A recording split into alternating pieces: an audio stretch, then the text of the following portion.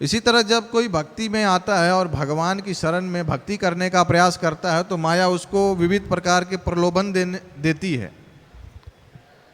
धनम जनम सुंदरिम, भक्ति में आएगा, भक्ति करेगा तो उसको माया प्रलोभन देती है। उसके सामने बहुत सारा धन भी आएगा, उसके सामने एक अवसर आएगा, जब जैसे जैसे वह भक्ति में आगे बढ़ेगा, भक्ति करते करते, तो उसके सामने धन आएगा। माया प्रलोभन देती है कि ये धन लो और भक्ति छोड़ दो, धन ले लो और इसे एक अच्छा बंगला बनाओ, धन रहेगा तो बंगला भी बनेगा, सुंदरी भी मिल जाएगी और अच्छा से परिवार बनाने ला अपना। तो माया इस तरह से प्रलोभन देती है धन। जैसे ही धन मिलता है किसी को, अगर प्रबल भक्ति में बढ़ा चढ़ा नहीं है तो उसके मन में अनेक प्रकार के विचार आने लगते हैं। अगर मेरे पास पैसा आ गया, अभी एक अच्छा सा बंगला खरीदेंगे और बहुत एक सुंदर लड़की से शादी करेंगे, फिर अपना परिवार होगा, फिर वह भगवान को भूल कर चला जाता है, भगवान को छोड़कर चला जाता है। उसको लगता है कि चलो मैं तो उधर भी भक्ति कर लूँगा। तो माया का प्रलोभन है ये। तो माया न धनम जन्म, फिर अनेक प्रकार के फॉलोवर्स भी देती है। कोई बहुत सुंदर, बहुत अच्छा मधुर गाता है, कोई बहुत मधुर प्रवचन करता है, कोई बहुत मधुर किसी के अंदर गुण है, तो उसके बहुत सारे फॉलोवर भी बनते हैं। तो वह फॉलोवर्स के चक्कर में आकर भगवान को भूल जाता है और उसका उद्देश्य भगवत प्राप्ति न होकर कुछ फॉलोवर्स बनाना हो जाता है। सुंदरीम,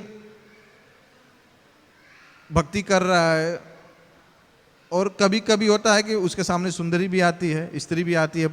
तो ये सब माया जो है, माया का प्रलोभन है। किस लिए है?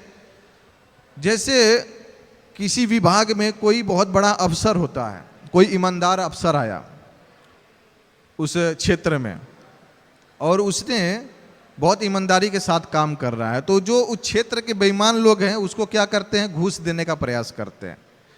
पहले थोड़ा घूस देते हैं, अगर वो नहीं मानता है तो थोड़ा बढ़ा चढ़ा के घूस देते हैं। तो जब ज़्यादा घूस हो जाता है उसके सामने पैसे की पेटी खोल देते हैं, ये लो। फिर वह क्या करता है? पैसे की पेटी उठाता है और फिर कहता है कि आप जो बोलोगे वही करूँगा, अब जो बोलोगे वही काम होगा। इसी तरह माया भी जब प्रलोभन देती है और उस प्रलोभन को जब योगी, भक्त योगी स्वीकार कर लेता है तो फिर माया से क्या कहता है कि अब जो तुम बोलोगे वही हम करेंगे। माया कहती है तुम मेरे हो, तो वो कहेगा कि हाँ हम तुम्हारे ही हैं, ये जीवन तुम्हारा ही है, हम तुम्हारे बगैर जी नहीं सकते, हम जिएंगे तुम्हारे लिए, मरेंगे तुम्हारे के लिए। तो इस तरह से विचार जो है माया के प्रलोभन में आने के बाद अपनी चेतना बदल जाती है और भगवान को भूल कर जीव भगवान को छोड़ देता है, फिर माया के संग में आ जाता है। तो ये भक्ति के मार्ग में प्रभुपाद जी इसलिए बताते हैं कि बहुत सतर्क है। ये भक्ति का मार्ग प्रभुपाद जी बोलते थे कि तलवार की धार पर चलने के बराबर है। अगर सतर्कता के साथ नहीं रहोगे तो क्या होगा? गिर जाओगे और क्या होगा? पतन हो जाएगा, कट जाओगे।